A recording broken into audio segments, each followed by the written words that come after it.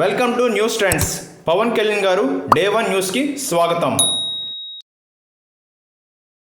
జనసేన అధినేత పవన్ కళ్యాణ్ గారు పిఠాపురంలో వైఎస్ఆర్సీపీ పార్టీ అభ్యర్థి అయిన వంగా గీతాపై 70,279 ఓట్ల మెజార్టీతో గెలుపొందారు.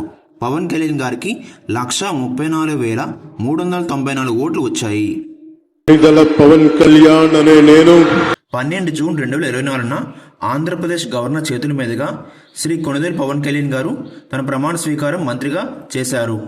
14 జూన్ 2024న టీడీపీ, జనసేన, బీజేపీ కలిసి మంత్రిగా ప్రమాణ స్వీకారం చేసిన అభ్యర్థులకి శాఖలను ప్రకటించారు. పవన్ కళ్యాణ్ గారికి ఉప ముఖ్యమంత్రి పదవి ఇచ్చారు. పదవితో పాటు మరికొన్ని శాఖలు విడుదల చేశారు. మొదటిది పంచాయతీరాజ్ శాఖ మంత్రి, రెండవది గ్రామీణ అభివృద్ధి మరియు గ్రామీణ నీటి సరఫరా శాఖ, మూడవది అటవీ పర్యావరణ శాఖ, నాలుగవది సైన్స్ అండ్ టెక్నాలజీ శాఖ మంత్రి ఇచ్చారు. జూన్ 18, 2024న విజయవాడ సూర్యాపేటలోని క్యాంప్ ఆఫీస్ పరిశీలన కోసం వచ్చిన డిప్యూటీ సీఎం పవన్ కళ్యాణ్ గారికి పోలీసులు మర్యాదపూర్వకంగా గౌరవ వందనం చేశారు. ఆ తర్వాత డిప్యూటీ సీఎం హోదాలో తొలిసారి సచివాలయానికి వచ్చిన ఆయనకు సీఎం చంద్రబాబు గారు మర్యాదపూర్వకంగా భేటీ అయ్యారు. సాయంత్రం అమరావతి చేరుకున్న పవన్ కళ్యాణ్ గారికి అమరావతి రైతులు, అభిమానులు పూల వర్షంతో కురిపించారు.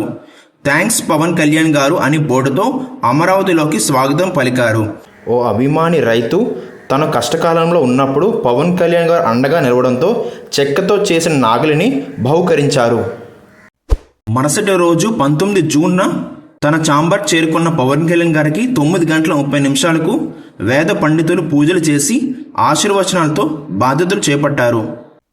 అనంతరం మొదటి సంతకంలో వైఎస్ఆర్ పార్టీ హయాంలో నిర్వీర్యం అయిన పంచాయతీ వ్యవస్థను పటిష్టం పరిచేందుకు ముందుగా గిరిజన గ్రామాల్లో నూతన పంచాయతీ భవనాలు నిర్మాణానికి నిధులను విడుదల చేశారు.